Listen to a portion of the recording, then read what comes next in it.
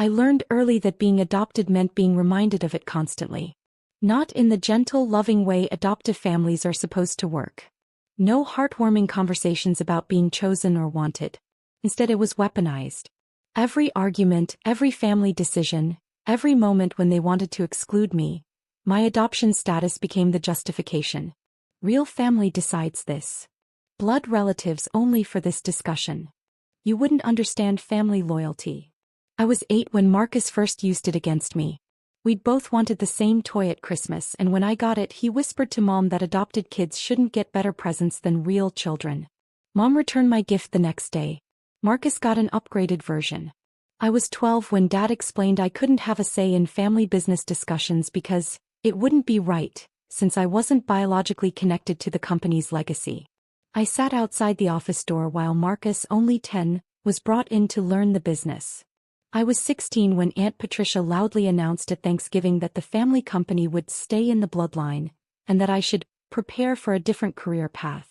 She said it while carving the turkey, not even looking at me like she was commenting on the weather. I was 23 when I stopped trying to be included. The Anderson family owned Anderson Manufacturing, a mid-sized industrial parts company started by my grandfather in 1967. By the time I was adopted at age 5, after my biological parents died in a car accident, the company was worth about $18 million and employed 200 people. My adoptive parents, Richard and Susan Anderson, took me in because Susan couldn't have more children after Marcus. They wanted a daughter. They got me, quiet, bookish, more interested in financial statements than family drama. Marcus was the golden child. Charismatic, athletic, popular. Everything came easy to him, including everyone's affection.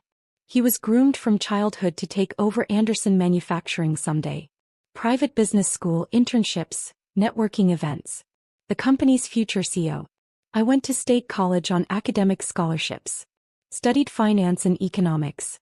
Worked 3 part-time jobs. Nobody in the family attended my graduation.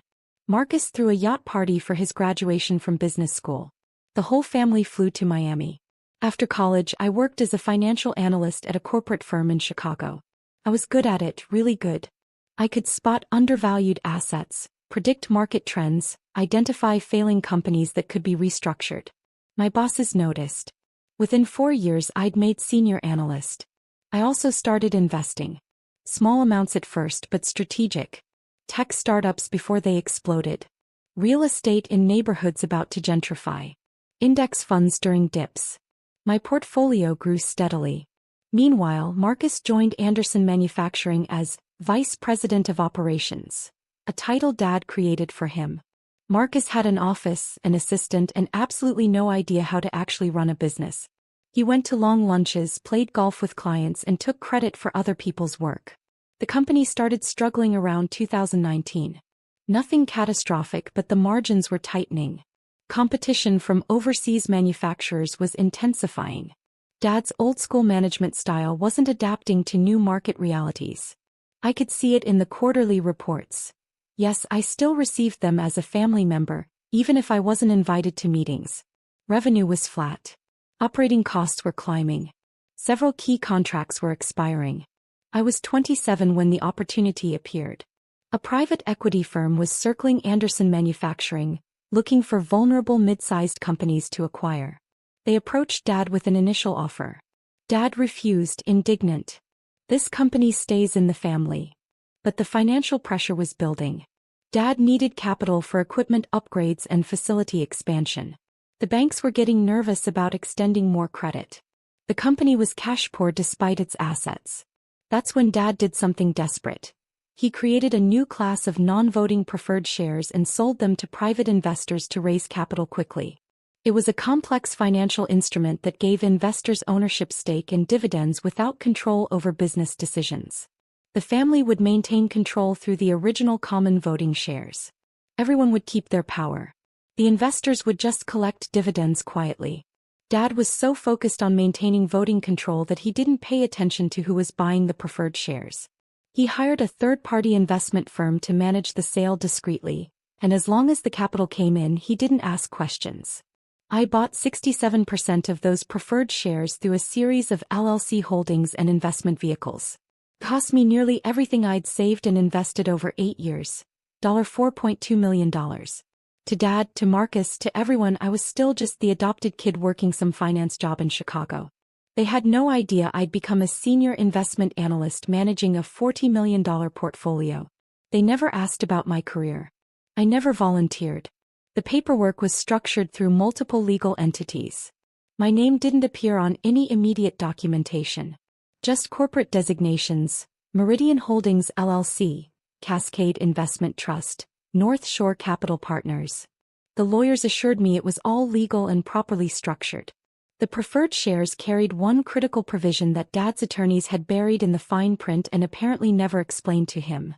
In the event of a merger, acquisition, or sale of more than 40% of company assets, preferred shareholders had to approve the transaction. They'd included it as a standard protective clause for investors. Nobody thought it would matter because preferred shareholders were supposed to be passive investors who'd rubber stamp anything that protected their dividends. I held those shares for 3 years.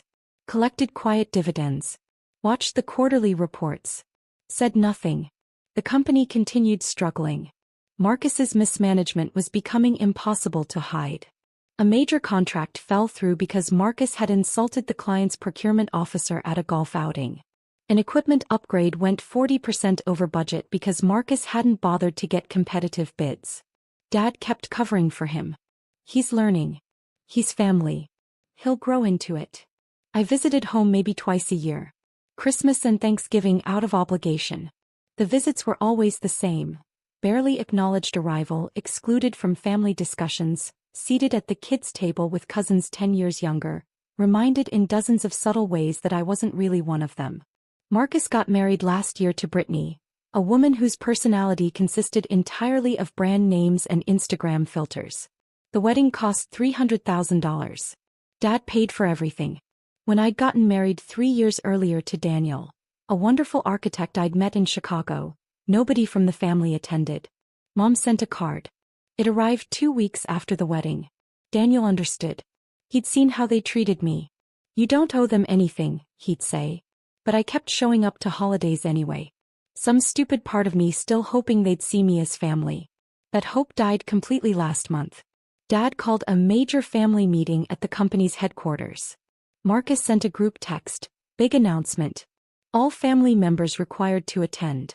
This is about the company's future." I almost didn't go. But Daniel convinced me.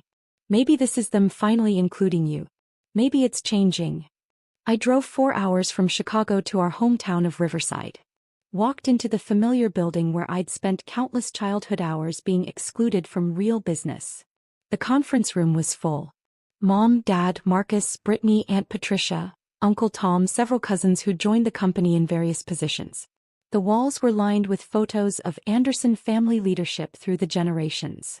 My photo wasn't among them. I took a seat near the back.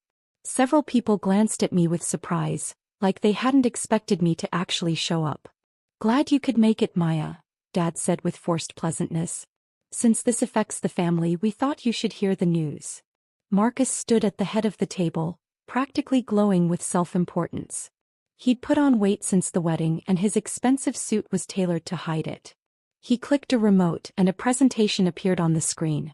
"Anderson Manufacturing has received an incredible opportunity," Marcus announced. "Titan Corp Industries has offered to acquire 60% of our company for $32 million. Excited murmurs filled the room. Aunt Patricia actually gasped. Marcus continued, clicking through slides.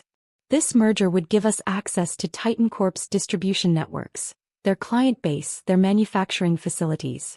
We'd go from a regional player to a national presence. The family would retain 40% ownership and significant board representation. And the payout." He grinned. "Let's just say everyone in this room is looking at a substantial windfall." Uncle Tom was already calculating on his phone. Several cousins were whispering excitedly. Brittany looked like she was mentally redecorating their house. "We've negotiated excellent terms," Marcus went on. "Dad remains as chairman emeritus. I become chief operating officer of the merged entity with a guaranteed 5-year contract. Other family members maintain their positions with enhanced compensation packages." Dad was beaming with pride. Marcus has been working on this deal for 6 months. It's exactly what this company needs. We're going to vote on it today and move forward immediately. The paperwork is ready, Marcus added. Our attorneys have reviewed everything. We just need family approval to proceed. This is a formality, really. Everyone wins here. He looked around the room with a confident smile. Any questions before we vote? I raised my hand. Marcus's smile tightened slightly. Yes, Maya. What about the preferred shareholders? The room went silent. Marcus's expression flickered with confusion. What? The preferred shares that were sold in 2020, I said calmly. The terms require preferred shareholder approval for any sale of more than 40% of company assets. This is a 60% sale. Did you contact them? Dad waved dismissively. Those are just passive investors, Maya. They don't have voting rights on company operations. They have approval rights on mergers and major asset sales, I said. It's in Section 7.3 of the Preferred Share Agreement. I've read it. Marcus looked annoyed. Why would you read that? Because I'm interested in how businesses work, I replied evenly. Well, the lawyers are handling all that technical stuff, Marcus said, his tone becoming patronizing. This is a family meeting to discuss family matters. The legal details are covered. So you've contacted the preferred shareholders? I pressed. We will, Marcus snapped. It's a formality. They'll approve anything that increases company value and their dividends. Now, if there are no other relevant questions. Actually, Aunt Patricia interrupted, I have a question. If these preferred shareholders can block the deal, shouldn't we make sure they're on board before we celebrate? Marcus's jaw clenched. We've been assured by legal counsel that investor approval is a standard formality. Now can we please focus on the family discussion? Of course, I said mildly. Sorry for the interruption. But I noticed Dad and Marcus exchange a glance. A tiny seed of doubt had been planted. The family voted unanimously to approve the merger. Everyone signed preliminary documents. Champagne was opened. People were already planning how to spend their windfall. I didn't sign anything. I wasn't asked to. Let's have a toast, Dad announced, raising his glass. To Anderson Manufacturing's incredible future. To family. To the legacy we're building together. To family, everyone echoed. I sipped my champagne and said nothing. As people mingled and celebrated, Marcus cornered me near the coffee station. What was that about? Asking questions about preferred shareholders. Just curious about the process, I said. You're not part of the business, Maya. You work in Chicago doing whatever it is you do. He said it like my career was finger painting. This doesn't concern you. You're right, I agreed. Sorry I asked. But he wasn't done. The champagne had made him bold. You know what your problem is? You've never understood your place in this family. You're not a real Anderson. You don't have the bloodline. You're not entitled to be involved in business decisions. I set down my champagne glass carefully. I understand. Do you? Because you always do this. Show up to family events with this attitude like you deserve to be included in everything. You're adopted, Maya. That's just reality. The business is for real family. He emphasized those words deliberately. Dad was nice enough to invite you today so you could hear the news, but this doesn't actually involve you. Several family members had stopped talking. They were watching our conversation. This merger is happening, Marcus continued, his voice rising. It's already decided. The family has voted. And just because you took some finance classes and work at some corporate job doesn't mean you get a say in Anderson Manufacturing. That's not how this works. You're absolutely right, I said quietly. I don't get a say in family votes. Exactly. So stop trying to insert yourself into things that don't concern you. He turned to address the room. Maya's always been like this. Ever since we were kids. Always trying to be included where she doesn't belong. It's exhausting.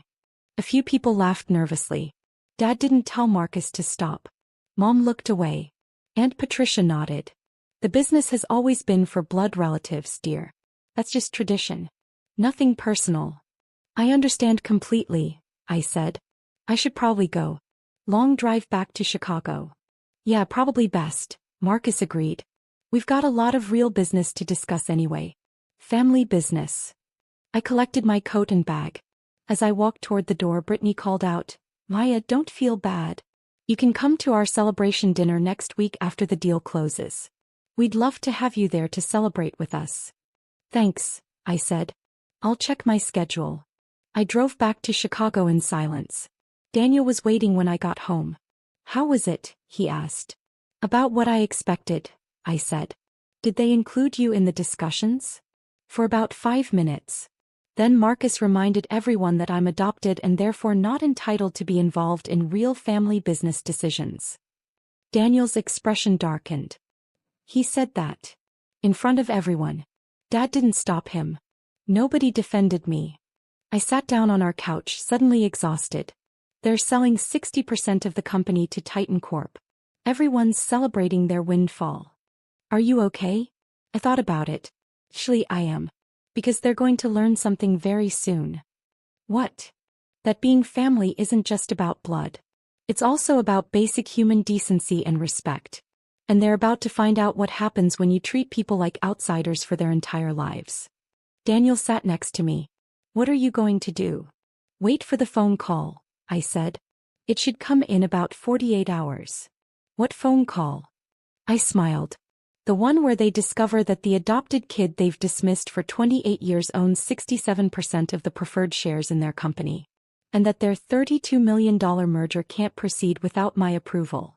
Daniel's eyes widened. "You're the majority preferred shareholder?" "Through various holding companies, yes.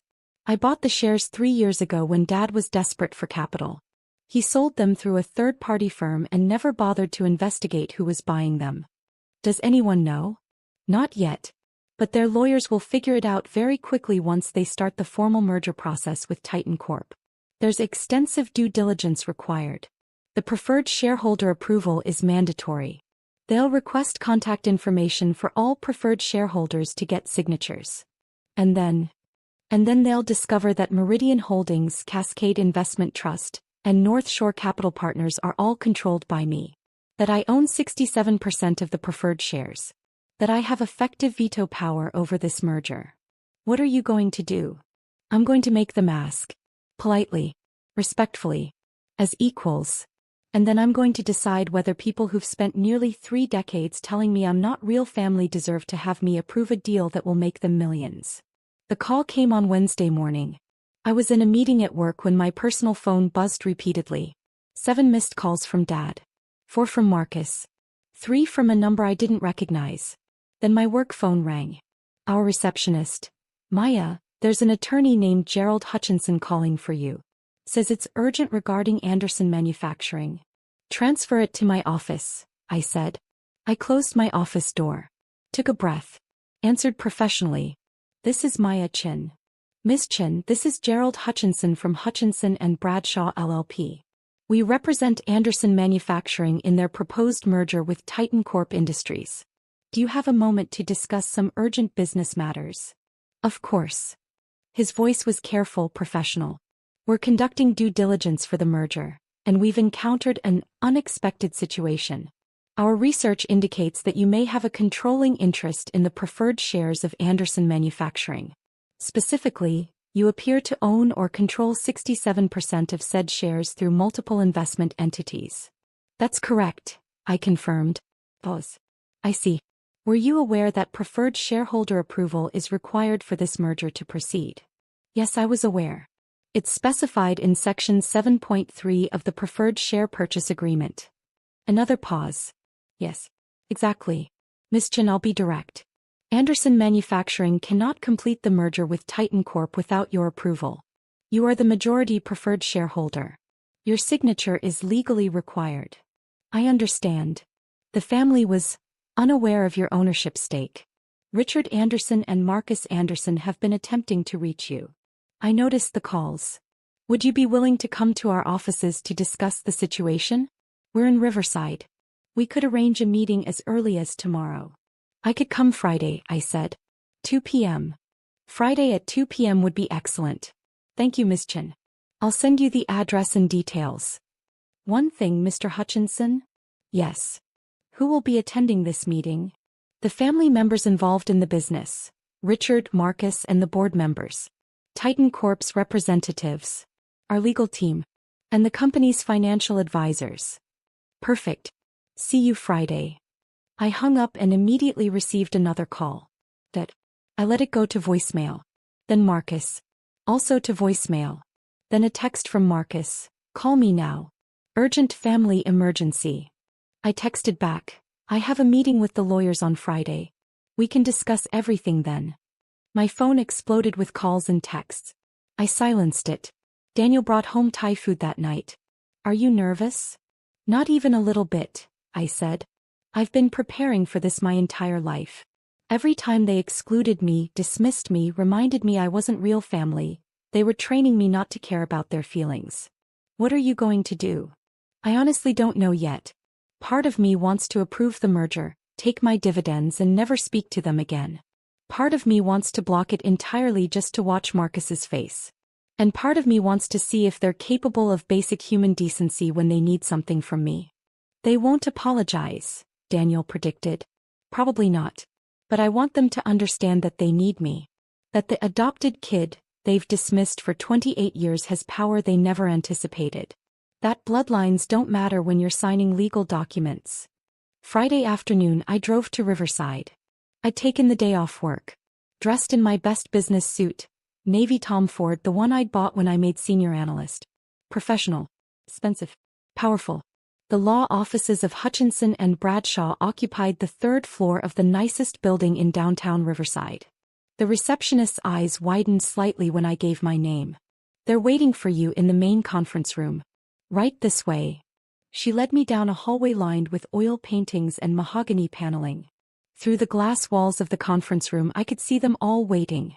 Dad at the head of the table looking 10 years older than I'd seen him last week. Marcus next to him, jaw clenched. Mom in the corner wringing her hands. Aunt Patricia. Uncle Tom. The corporate lawyer Mr. Hutchinson surrounded by stacks of documents. Two people I didn't recognize, probably from Titan Corp. And a nervous-looking accountant with a laptop. The receptionist opened the door. Ms. Maya Chin. Every head turned. The room went silent. I walked in confidently, heels clicking on the marble floor. Good afternoon. Mr. Hutchinson stood immediately. Miss Chin, thank you so much for coming. Please have a seat. He gestured to a chair directly across from Dad and Marcus. I sat down, placed my bag beside me and folded my hands on the table. Waited. Dad spoke first. His voice was strained. Why? I think there's been some kind of mistake. Gerald here seems to think you own preferred shares in Anderson Manufacturing. There's no mistake, I said calmly. I own 67% of the preferred shares. I purchased them in 2020 through multiple investment vehicles when the company needed capital. Marcus's face was red. That's impossible. We would have known. You didn't ask, I interrupted gently. The shares were sold through a third-party investment firm. You received the capital you needed. You never inquired about the purchasers' identities. Mr. Hutchinson cleared his throat. Ms. Chen's ownership is fully documented and legally sound. We've verified everything. She is indeed the majority preferred shareholder. But Dad looked genuinely confused. You're a financial analyst in Chicago. Where would you get $4.2 million? I've had a successful career for the past 8 years, I said. I manage a significant portfolio. I make strategic investments. It's what I do professionally.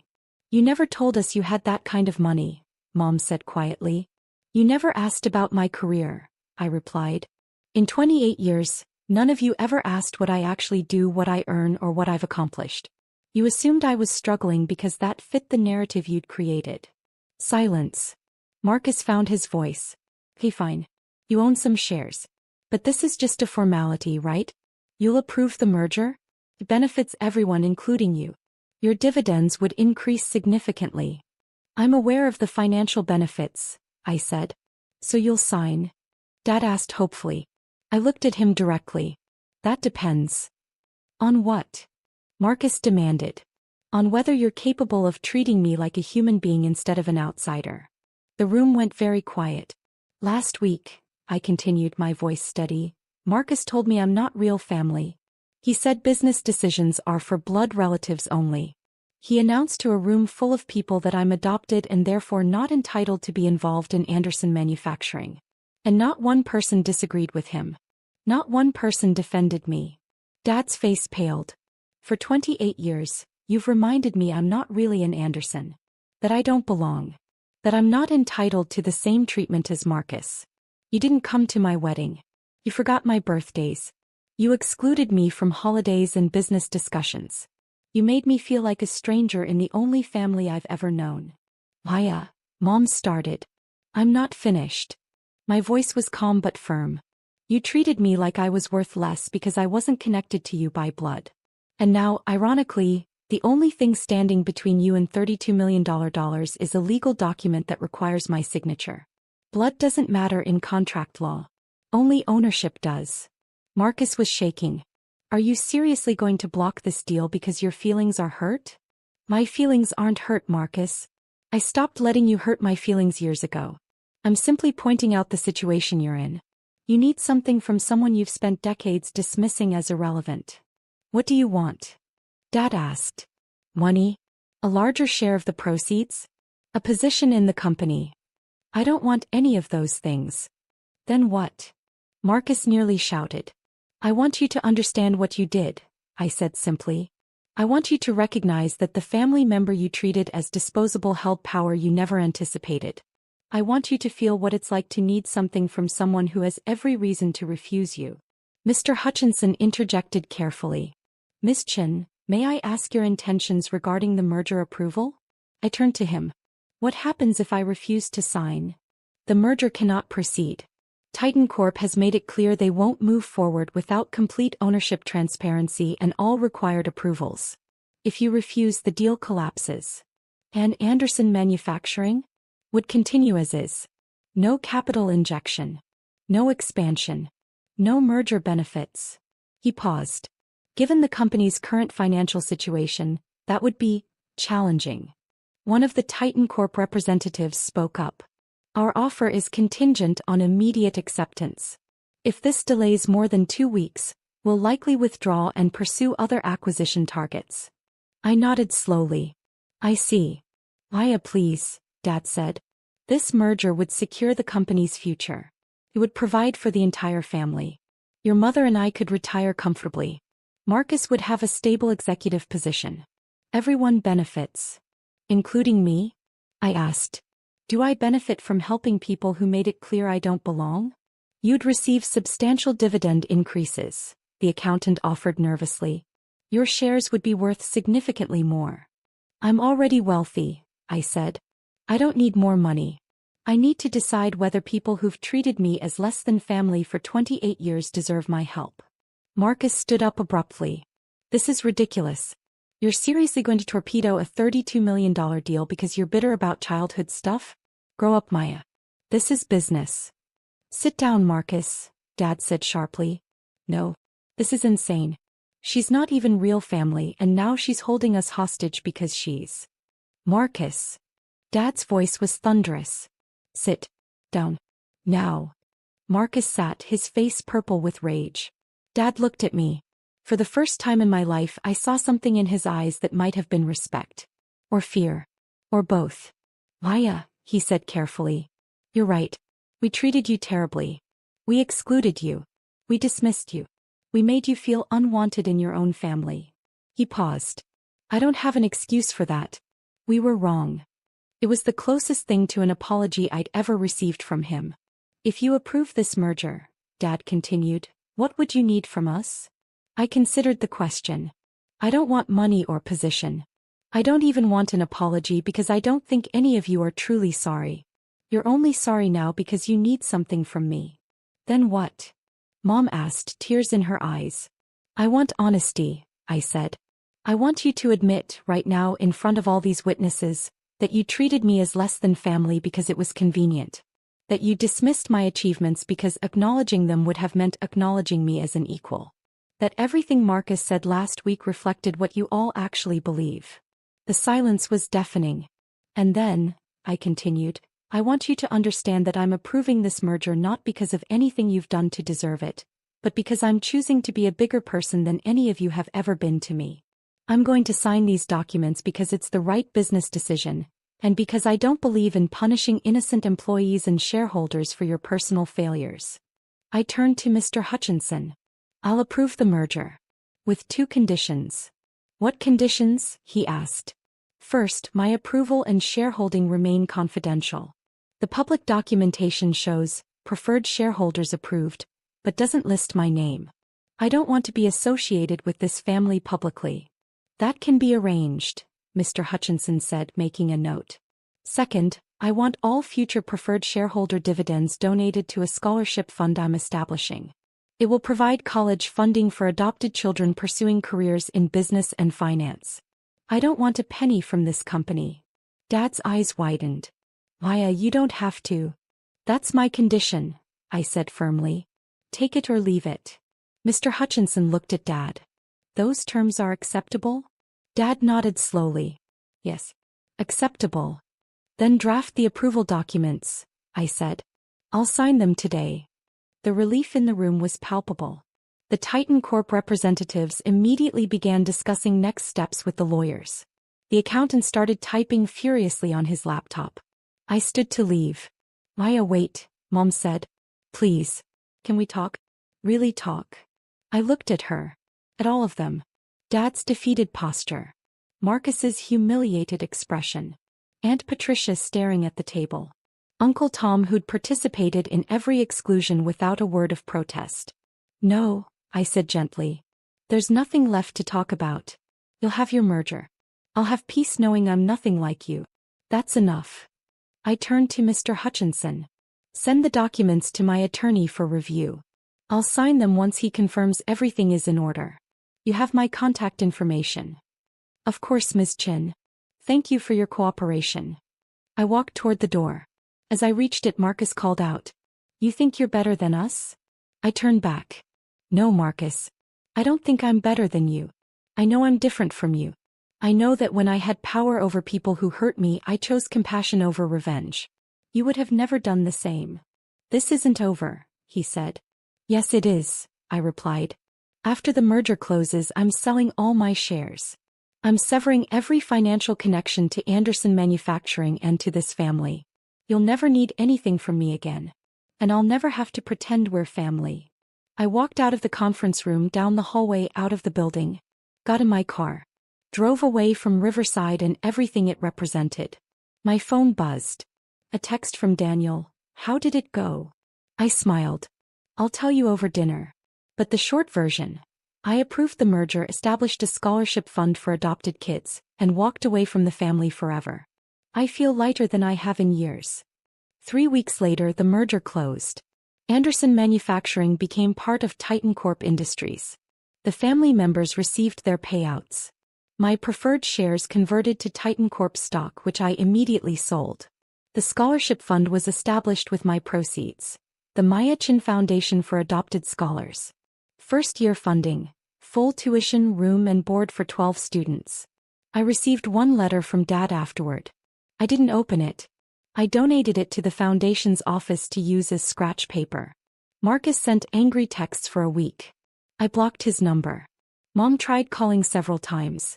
I didn't answer. The last contact I received was from Aunt Patricia, 6 months later. A wedding invitation for my cousin's ceremony. I wasn't listed in the family lineup. I was invited and guessed like a distant acquaintance.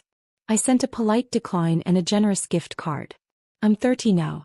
Daniel and I just bought a beautiful house in Lincoln Park. I made partner at my firm last month. The scholarship fund is growing. We'll be able to support 20 students next year. Sometimes I wonder if they ever really understood what happened. If they realized that the adopted daughter they dismissed owned more of their company than anyone else. If they grasped the irony that their beloved bloodline-based business legacy was saved by the family member they claimed wasn't real family. Probably not. But it doesn't matter anymore. I built my own family. My own success. My own legacy. And none of it required their approval.